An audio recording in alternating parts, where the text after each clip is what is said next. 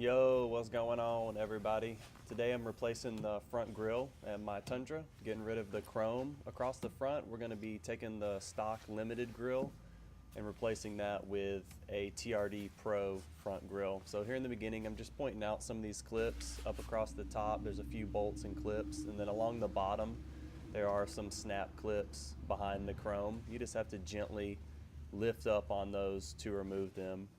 Across the top, you're going to have 3 bolts that you have to undo. After you take out those 3 bolts, there are just clips along the top.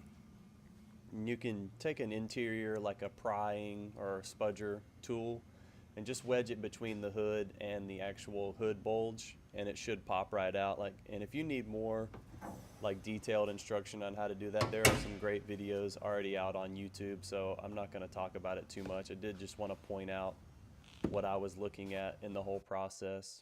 So here's a quick time lapse of me just going through the process. The grille is pretty easy to take off on these 2014 and newer Tundras. So as you can see, this transforms the look of the truck a lot. It looks way better in my opinion. The desert tan, or quicksand as Toyota calls it, just doesn't really look that good with chrome in my opinion. I think you can get away with chrome on certain colors, but not really with the tan. So I've blacked out the badges and also taken it upon myself to paint the door handles. I did not have my tripod with me when I painted those, so I don't have good footage of it, but what I did was ordered the paint from a company called Automotive Touch-Up, and they custom mix your color code into an aerosol can.